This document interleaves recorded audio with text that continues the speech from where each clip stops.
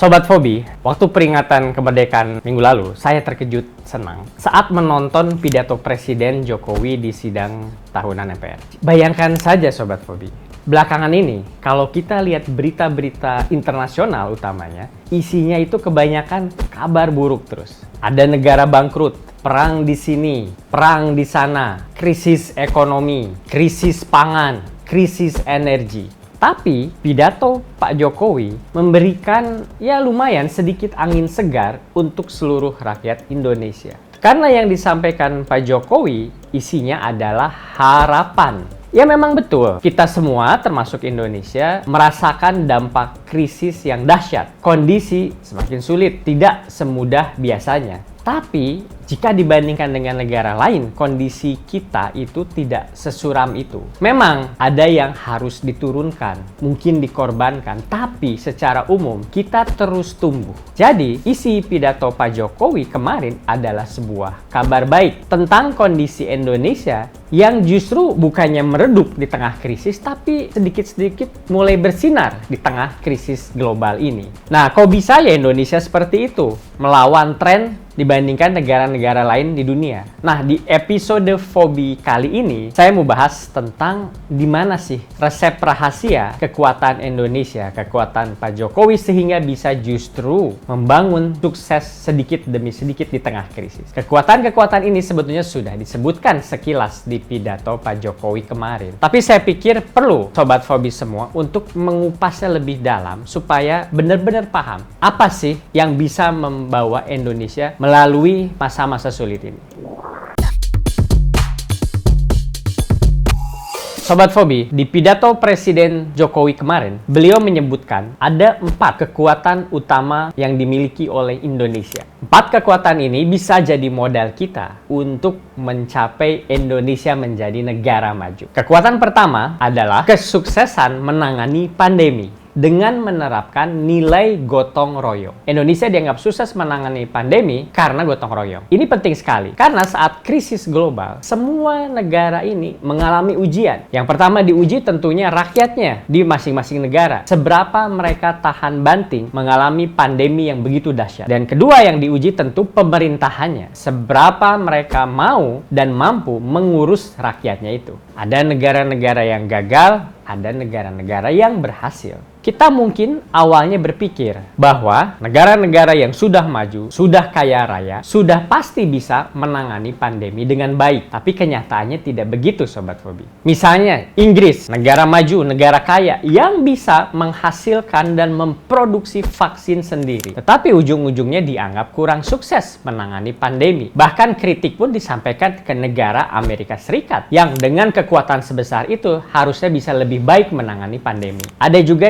Cina yang sampai sekarang masih tidak mau menganggap COVID menjadi endemi dan terus melakukan kebijakan zero COVID policy. Artinya, kalau ada satu kasus saja di satu daerah di Cina, itu langsung daerah itu di lockdown. Hasilnya apa? Hasilnya sampai sekarang tidak ada kepastian ekonomi akibat lockdown yang berulang-ulang. Sementara itu, di Indonesia, Presiden Jokowi sejak awal pandemi sudah punya visi bahwa cepat atau lambat, mau atau tidak mau, kita harus bisa hidup bersama dengan COVID. Maka itu usaha pemerintah Indonesia adalah melakukan vaksinasi secara massal untuk seluruh rakyat. Setelah Pak Jokowi dan para diplomat Indonesia gencar melakukan diplomasi vaksin, mencari vaksin dari mana-mana, kita Indonesia jadi punya stok vaksin yang cukup banyak. Walaupun Indonesia bukan negara penghasil produsen vaksin. Tapi itu saja tentu tidak cukup. Makanya Pak Jokowi secara khusus menyoroti soal gotong royong ini. Mengumpulkan vaksin dari berbagai negara ke Indonesia itu memang satu hal. Tetapi melakukan vaksinasi ke seluruh rakyat Indonesia itu hal lain lagi yang berbeda sama sekali. Tugas menyuntikan vaksin ke ratusan juta manusia di Indonesia yang tersebar tentu bukan tugas yang gampang. Di sini, peran nilai gotong royong yang dipraktekkan secara sehari-hari terbukti di lapangan membuat Indonesia menjadi salah satu negara yang tingkat vaksinasinya tinggi. Semuanya terlibat, RT, RW, kepolisian, TNI, pemuka agama, pemuka masyarakat, semuanya terlibat bahu-membahu menghadapi pandemi ini. Hasilnya apa Sobat Verbi? Kita bisa lihat sendiri, penanganan COVID di Indonesia setelah lebih dari 2 tahun ini menjadi salah satu contoh untuk negara-negara di dunia. Kita, Indonesia, jadi salah satu negara di dunia yang penduduknya paling banyak divaksin. Padahal itu tadi, kita bukan negara yang kaya raya, bukan juga penemu vaksin. Lebih dari 400 juta dosis vaksin sudah disuntikan ke seluruh rakyat Indonesia. Setidaknya 170 juta penduduk sudah lengkap divaksinasi dan angkanya terus bertambah. Ini adalah capaian yang luar biasa. Sangat tidak mudah Sobat Verbi. Dan Pak Jokowi dengan brilian menyoroti bahwa gotong royong inilah menjadi kunci kekuatan Indonesia dalam krisis, terutama pandemi. Kekuatan yang mungkin sering kita terlewat, anggap remeh karena tidak kepikiran oleh kita. Nah, Sobat Verbi, kekuatan kedua yang dimiliki Indonesia adalah tentunya kekayaan alam Indonesia. Kekayaan alam ini memang sudah biasalah menjadi senjata pamungkas kita. Tetapi di sini ada tapinya. Pengelolaan kekayaan alam inilah yang dirapikan, diinovasikan oleh Pak Jokowi. Dan ini bukan main-main, ini bukan hanya kata-kata saja. Seperti yang pernah disampaikan oleh Pak Jokowi sendiri, bahwa saat ini dunia sedang krisis parah. Lebih dari 500 juta manusia terancam kemiskinan yang ekstrim. Dan lebih dari 300 juta jiwa manusia terancam kelaparan. Banyak negara-negara yang ekonominya ambruk sekarang ini. Ambil contoh misalnya Amerika. Di kuartal kedua tahun ini, ekonominya bukan tumbuh, tapi malah menyusut, mengecil. Itu Amerika. Sedangkan ekonomi dunia secara umum tahun ini diprediksi hanya tumbuh sekitar 3% saja. Sebagai gambaran nih Sobat Verbi, tahun lalu pertumbuhan ekonomi dunia di kisaran 6%. Ya, jadi hampir setengahnya. Jadi secara global, ekonomi dunia ini memang sudah atau sangat lesu. Tapi lihat Sobat Verbi, apa yang terjadi di Indonesia. Di kuartal kedua tahun ini, Indonesia, ekonomi kita malah tumbuh lebih dari 5%. Juga inflasi atau gampangnya kenaikan harga di negara maju sudah menembus rekor sampai 9%, bahkan lebih di beberapa negara. Sedangkan di Indonesia baru di kisaran 4% saja. Uang kita, APBN kita surplus. Dan ini yang penting, neraca perdagangan kita juga surplus. Makanya, walau kenaikan harga BBM tidak bisa dihindarkan, tetapi kita masih bisa pemerintah kasih subsidi yang lumayan besar sehingga kenaikannya masih bisa dibatasi.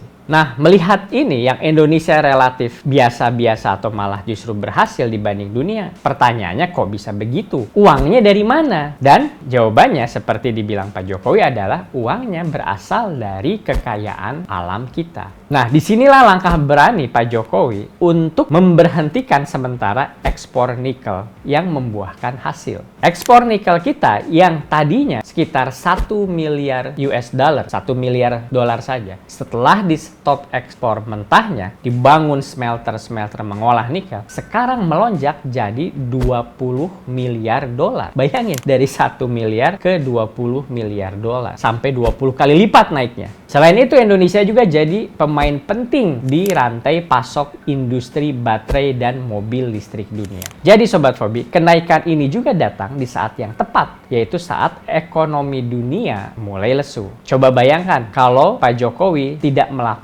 tidak berani mengambil langkah drastis untuk hilirisasi nikel, yaitu stop ekspor mentah, harus diolah dulu baru ekspor. Maka dampak krisis ekonomi global ini pasti akan lebih dahsyat lagi, lebih susah lagi kita ini di sini. Nah, disinilah pentingnya Indonesia untuk bisa betul-betul menguasai sumber daya alam kita. Betul-betul merdeka mengelola sumber daya kekayaan alam kita. Jangan sampai kita dijajah lagi secara tidak langsung, yaitu kekayaan alamnya dikeruk, tapi keuntungannya tidak buat kita. Nah, itulah keberanian dari Pak Jokowi. Nikel ini memang penting, tapi nikel ini hanya awal. Masih banyak kekayaan alam lainnya yang bisa kita kelola dengan baik, terutama hasil tambang lainnya. Makin banyak kekayaan alam Indonesia yang dikelola dengan baik, seperti nikel oleh Pak Jokowi, maka industri dan ekonomi kita akan berkembang pesat. Bayangin, dari satu nikel aja keuntungannya bisa naik 20 kali lipat. Selain keuntungan uang yang diperoleh negara, tentunya banyak juga diciptakan lapangan kerja. Barulah saat itu kita bisa betul-betul memanfaatkan kekuatan kita selanjutnya, yaitu bonus demografi, lonjakan jumlah penduduk yang bisa diserap untuk bekerja di sektor-sektor produktif. Sobat Fobi, bonus demografis ini memang sebuah kekuatan. Artinya penduduk kita banyak seperti yang dibilang Pak Jokowi. Tapi bonus demografis ini juga bisa menjadi pedang bermata dua. Di satu sisi, kalau jumlah penduduk usia muda, usia produktif kita banyak, tentunya kita punya banyak tenaga kerja. Ini menguntungkan banyak negara yang kekurangan tenaga kerja. Kita banyak. Selain itu, ukuran pasar kita juga menjadi semakin besar, semakin banyak konsumen. Banyak yang bekerja, banyak juga yang belanja. Maka ekonomi kita bisa terus naik. Namun di sisi lain tentu, kalau salah urus penduduk yang banyak ini, yang tadinya bonus bisa menjadi beban. Penduduk banyak, bagus, tapi juga bisa jadi beban. Kalau Indonesia kekurangan lapangan pekerjaan atau kualitas pekerja-pekerjanya rendah. Bisa-bisa penduduk banyak, malah pengangguran kita naik juga dan daya beli kita menurun juga. Orang nggak mau belanja. Makanya Presiden Jokowi menggiatkan banyak sekali program-program pendidikan vokasi untuk mencetak generasi-generasi muda yang siap langsung kerja untuk jadi produktif. Selain itu, Sobat Fobi, kesehatan masyarakat juga harus ditingkatkan, dijamin. Karena percuma penduduk banyak tapi sakit-sakitan. Jadi Pak Jokowi sudah paham ini, maka fasilitas kesehatan harus bisa diakses oleh seluruh masyarakat dengan mudah. Sekarang ini sudah lebih dari 80%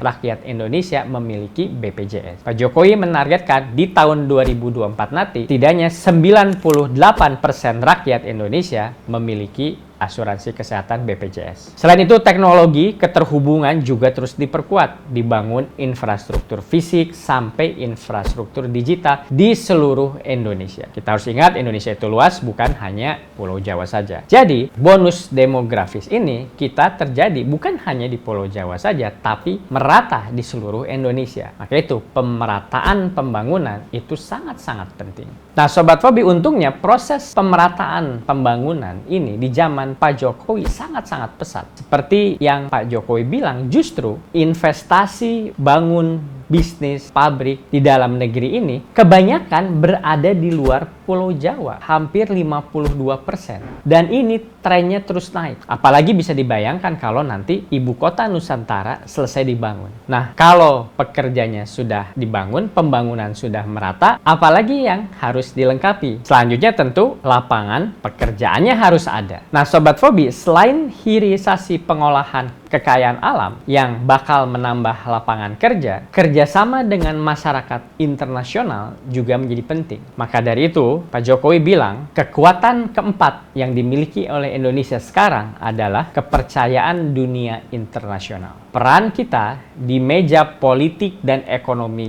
global ini levelnya sudah tingkat tinggi, level atas. Indonesia ditunjuk jadi champion untuk Global Crisis Response Groupnya PBB. Pak Jokowi juga sudah kemarin pergi ke Rusia, ke Ukraina. Hasilnya apa? Hasilnya Rusia dan Ukraina sama-sama setuju untuk mengeluarkan stok gandum yang mereka miliki. Memang yang mengurus deal stok gandum ini PBB dan Turki, karena Turki yang pegang kunci Laut Hitam di mana gandum itu akan dibawa. Tetapi yang pertama kali berhasil menemukan Kiev dan Moskow untuk melepaskan stok gandum adalah Pak Jokowi. Dari situ kita berhasil menyelamatkan ratusan juta jiwa dari bahaya kelaparan, terutama di negara-negara Afrika. Dan tentu sebagai puncaknya, Indonesia tahun ini jadi presiden G20 dan tahun depan akan menjadi presiden ASEAN. Jadi, Sobat Fobi, Indonesia saat ini sedang menjadi sorotan dunia. Kalau dulu mungkin masyarakat asing lebih kenal dengan Bali daripada Indonesia. Sekarang bisa kita lihat sendiri, makin banyak media-media asing dan kreator-kreator konten global yang membahas perkembangan negara kita Indonesia ini. Dengan semakin naiknya kepercayaan masyarakat dunia kepada Indonesia, harapannya makin banyak juga turis-turis berdatangan, investasi masuk yang ujung-ujungnya membuka lapangan kerja bagi kita semua rakyat Indonesia. Itulah Sobat Fobi, 4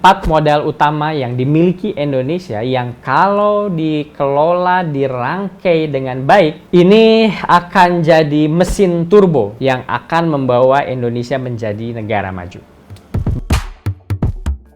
Sobat Fobi, jadi apa yang sedang dialami oleh dunia saat ini adalah sebuah disrupsi yang besar sekali, yang belum pernah kita saksikan sebelumnya. Dunia yang tadinya biasa-biasa saja tiba-tiba terganggu oleh rangkaian krisis yang bertubi-tubi. Nah, di setiap krisis muncul, dari pandemi sampai krisis energi, tatanan dunia ini jadi goyang, jadi bisa berubah. Itulah kenapa setiap terjadi krisis selalu ada kesempatan emas untuk melakukan loncatan. Nah, Indonesia ini punya spesialisasi lah kalau kita lihat sejarah untuk memanfaatkan krisis jadi batu loncatan kemajuan. 77 tahun lalu kita merdeka dengan memanfaatkan krisis dunia, yaitu Perang Dunia Kedua. Buahnya kita petik, kita jadi merdeka. 24 tahun yang lalu, tahun 98, ada krisis ekonomi, tapi buahnya kita petik menjadi loncatan demokrasi pada era reformasi 98. Dan sekarang, Sobat Fobi, ketika negara-negara maju ini sedang lesu-lesunya, justru Indonesia bisa gaspol memanfaatkan momentum krisis ini untuk membawa Indonesia jadi negara maju. Semoga apa yang dicapai Indonesia selama pemerintahan Pak Jokowi selama ini bisa terus dilanjutkan oleh penerusnya sampai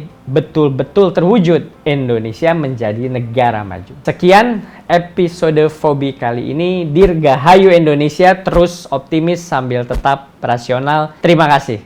Cita-cita kita di tahun 2045, 1 abad Indonesia merdeka, mestinya insya Allah Indonesia telah keluar dari jebakan pendapatan kelas menengah.